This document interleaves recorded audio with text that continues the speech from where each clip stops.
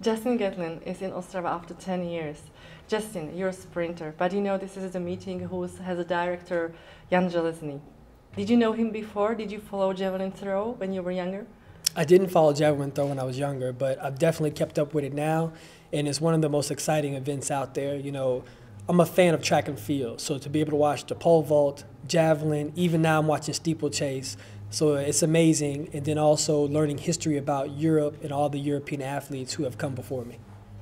Ostrava, what do you remember from Ostrava 10 years ago? Because I know that you've been at many meetings since that time, so do you have some special memories? The crowd was amazing. You know, they were heartfelt. They were ready to see a great race. They were excited, you know, so hopefully I will see that tomorrow again. I know many people are crazy about Usain Bolt now, and he also used to come to Ostrava quite often. But you're not upset that he's not here this year. What do you think? I'm upset he's not here, competition-wise, you know, because that's what I train hard for. I train hard to run against the best in the world and to have the best competition. But I think that I'm going to have a good competition tomorrow, and right now I'm just focused on running against the time and against the clock and putting down fast times. What do you generally think about Usain Bolt mania? Do you think it's good for the sport, or personally for you, for sprinters? I think that it is good for the sport, for the simple fact because it pushes other athletes to be better, to better themselves. And that's what it's done for me. You know, watching the rise of Bolt, it didn't intimidate me, it excited me. It made me want to be a better athlete. It made me study my technique and be even faster than what I am now and push myself. And beat him. Yes, exactly, and beat him. You look very calm, even when when you're on the start. How do you manage to stay so calm? Trial and error. You know, when I was younger, I wanted to be like, or just go out there and just have fun with it. But now it's more like a quiet storm, you know, that you see on the horizon. It's all that energy is pent up inside me, and I want to let it go when the gun goes off.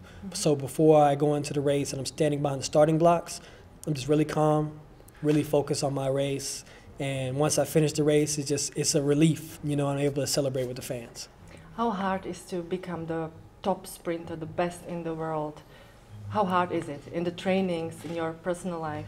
It's difficult because you have to train to be past number one, to be the best ever. That's how you have to train because the times are getting faster and there's less error of mistakes.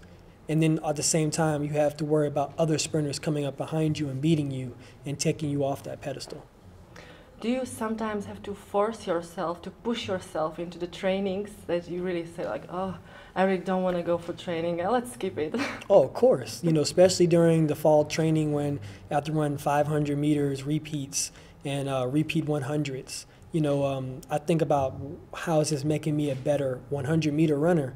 And then that's giving me the strength and the training to go out there and race 100s fast times over and over again. So as I become older, I become wiser, and I understand that all training is very important.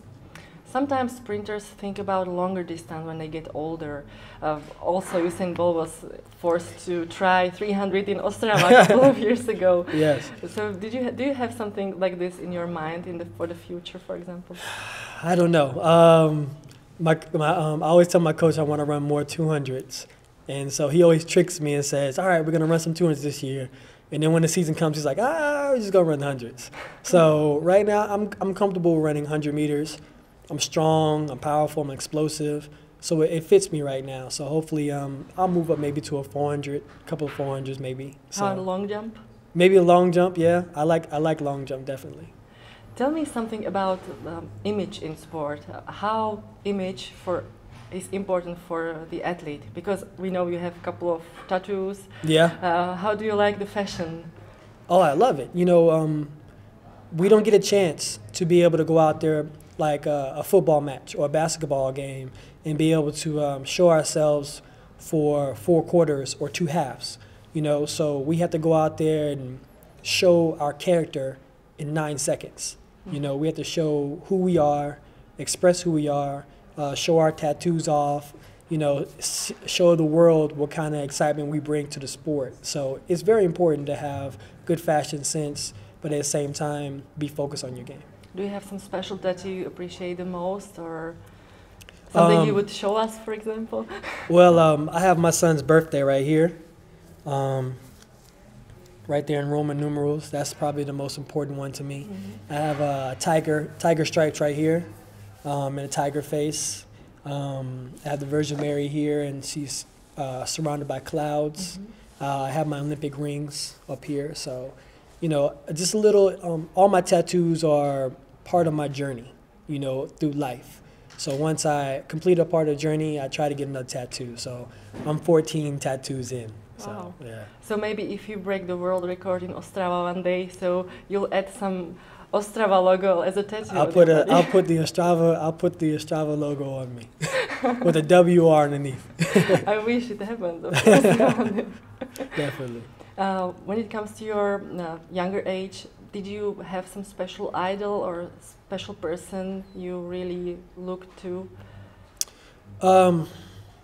Michael Jordan, and as an athlete, my parents have always been special to me. I looked up to them, as people in life, but Michael Jordan as an athlete, because he won when it counts. And when he lost, it wasn't a loss, it was a lesson. And so every time he lost, he would go back, work on his flaws, and become a better athlete. And that's what I try to look to do in track and field. So tell me, what's the difference between Justin Gatlin now and Justin Gatlin 10 years ago or 15 years ago? I think Justin Gatlin 10 years ago was just running off of raw talent, excitement, little kid, just happy to be out here traveling the world. Justin Gatlin now is wiser, and he's understanding the sport more and understanding how it is to be an elite sprinter and what it takes.